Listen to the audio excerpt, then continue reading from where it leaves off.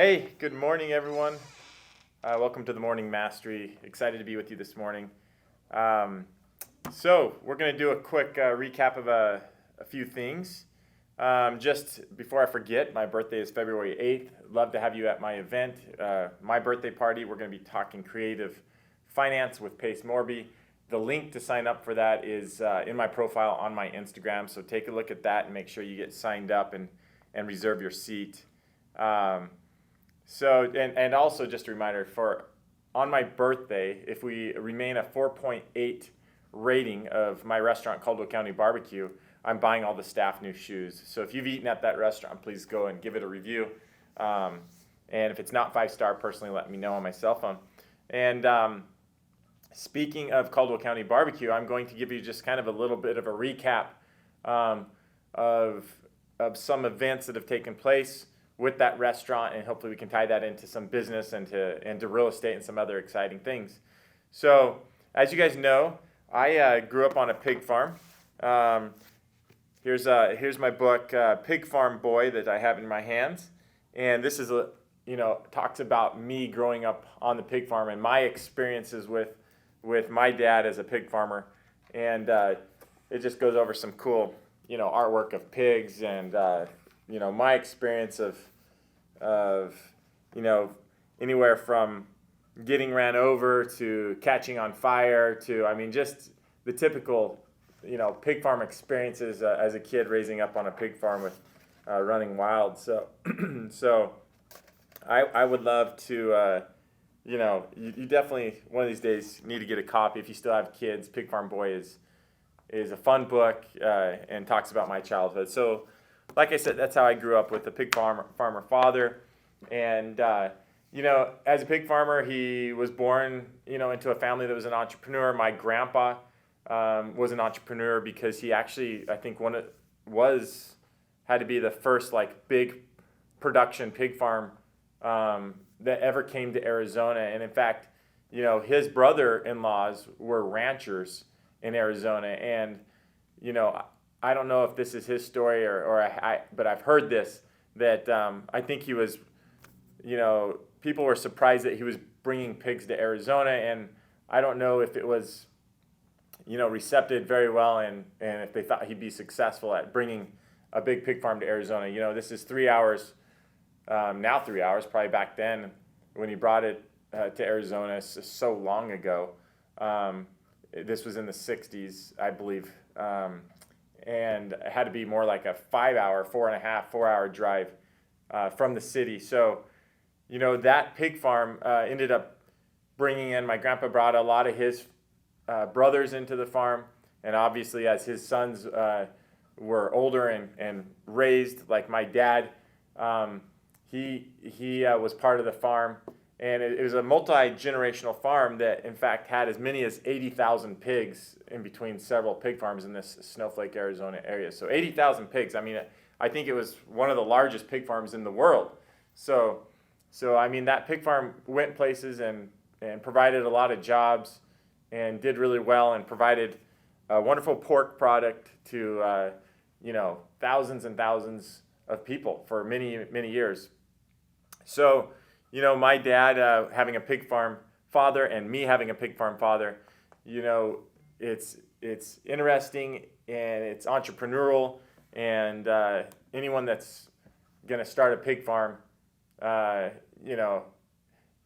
if you have started a pig farm, it's a lot of work. Farming's a lot of work. I've got some friends right now that started a pig farm and helped this community in Africa get a pig farm going because it can feed generations for a long time, right? So here we are, me being raised by a pig farmer father. So the last economical crisis that most of us don't remember because it was so long ago was in the late 70s, early 80s. And as you know, pork is a commodity. And that being said, there was a fall, and an economic fall. And how I see it was there's just so many mouths to feed and so many employees in this large farm, and the farm was shrinking down. And how I remember it is my grandpa gave my dad a choice, to stay in or have a little bit of a stipend and pull pull out this money. I think it was around $60,000. I need to confirm with my dad. In fact, I should get him on here one of these times and tell the story from his mouth, so I'm not messing things up too much. But that being said, so he took a little bit of what money he had left, and he only knew one other trade to do, and that was smoking meat. So he went from, providing, raising pigs and being a pig farmer and shipping them off, and someone else, killing these pigs and processing them and selling the meat to, and it was just, he actually picked up his first smoker at like a pork production or a pig farm show, and he just started smoking in our hometown of Snowflake, and just the church and neighborhood and family just started using him to cook food, and he just fell in love with smoking meat.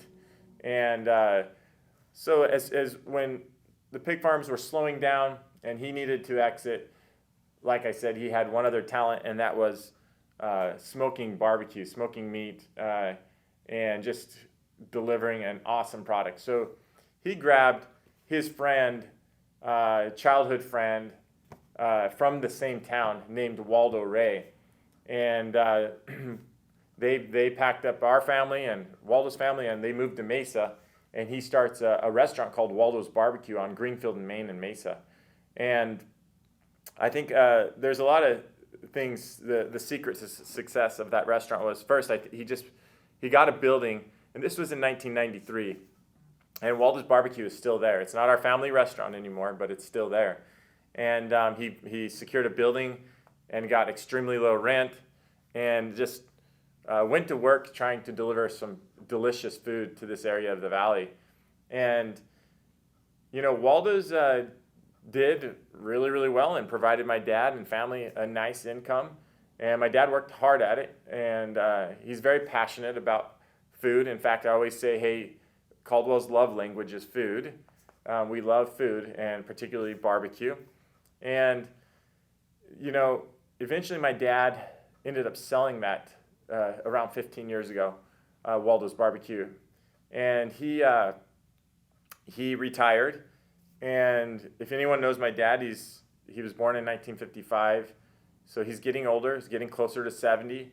But he's passionate about barbecue, and he's passionate about projects and working and staying as busy as he can. And so he actually came to me, and out of retirement said, hey, let's he was interested in doing something else and starting another barbecue restaurant. So part of the story, too, is he spent time traveling to Texas, which he still does several times a year, just going and eating at all of the world-class barbecue restaurants in the Texas area, which happens to be in Caldwell County. And so there's dual purpose of our Caldwell County barbecue. It's Caldwell County, Texas, and Caldwell, and because of Caldwell County, Texas, our name Caldwell. And anyway, so it's kind of a dual meaning. So he says that while in Texas, he had a come-to-Jesus moment of how brisket really should be smoked. And we weren't doing that correct at Waldo's Barbecue. We weren't a brisket-based barbecue restaurant at Waldo's, probably more so pork-based because he came from the pig farm and mostly smoking pork. And so he had this grand idea to, hey, let's do this again and start another barbecue. So I was lucky enough that he let me be involved, and he literally went knocking on doors, and it kind of reminds me of our wholesale real estate of knocking on doors to buy a discounted house, and anyways, he knocked on this door by the name, a gentleman by the name of Mr. Baker owned this house at where currently Caldwell County sits. And he had a machine shop or a diesel shop just across the field there. And my dad knocked on that door and said, hey, are you interested in selling your house? And, Mr. Baker said, yeah, actually I am. Contact my real estate agent and talk with him. So I ended up calling his real estate agent, which I actually knew of his name from a friend. And this agent said, submit your offer. And so, just our tactics of wholesale and cash real estate that I've been doing for 20 years. I just did an all cash offer, close ASAP, and we bought that building and turned a residential house into a full-on barbecue establishment. And it was kind of an exciting time. My dad will tell me it probably took less than 3 years, but in my mind's eye, it took 3 years to develop this and turn this residential house into a barbecue restaurant. So, we had to put underground 100-year water storage and annex it, from the city. I mean, there's just a lot of zoning, a lot of development, just a lot of hurdles and things to jump through. But, in the meantime, my brother and my dad are like welding the first big smoker in the shop out back, getting ready. And, the smokers that we use there are these 1,000-gallon, big metal 1,000-gallon tanks, all wood, fire burned, no gas smokers. It's the best way to get the best bark on a brisket. You have to use these smokers, and you'll see those big old tanks when you're walking into Caldwell County. So fast forward, it's been a great adventure, and it will continue to be a great adventure. Fast forward, we had another dream of expanding, and got connected with Lonnie McCleve, who's actually from the Taylor Snowflake area, and my dad knew of him, and he's a real estate developer down here, and he had some land out at the Pecans in Queen Creek, and he came to us with his son-in-law and Jason Check, and actually my friend Gus Brown actually introduced me first to Jason, which I've known of Jason for many years. He's a home builder in the area, and in which it just led to a couple meetings with me, Jason, my dad, and Susan and Lonnie, and came really to just a handshake deal that we were going to put in this big establishment barbecue in Queen Creek. And so you've probably seen some of the pictures on my social media. Last night we had a family event there, kind of kicking it off, and the event went well. I felt like we had 1,000 people there, and it's in this entertainment district with, like, you have the barbecue, but you've got 10 other entertainment things around there to do. There's a big ropes course, a racetrack is going in, a little putting area that Putt Tech put together. We've got there's a flow rider coming in, and there's axe throwing, and there's VR, and there's escape room, and there's karaoke. I mean, so you got all these entertainment and fun things to do around there. And so the big news, after this reveal of this whole backstory is our soft opening is tonight. It's today. Super excited about it. And if you live out in the Queen Creek area or you live anywhere in the Phoenix area, please come take a look and be part of that. I personally want to invite you to be there, and I'm going to be there tonight for a few hours, and I'd love to see you there. It's going to be a great project. So, kind of interesting how a pig farm in the 60s turns into a barbecue destination in Queen Creek, Arizona in 2024. Pretty exciting. So that's business, guys. That's the spirit of entrepreneurial and just doing business and sticking at it, and continuing wanting to grow and to become more. So I appreciate all you guys. Thanks for tuning in this morning. I'm going to get to work and go sell some houses, and hopefully there's some good auction properties today. So one more plug for my Pig Farm Boy. Take a look at that book. And I appreciate all you guys. Let me know if you need anything. Go make it a great day. Thank you.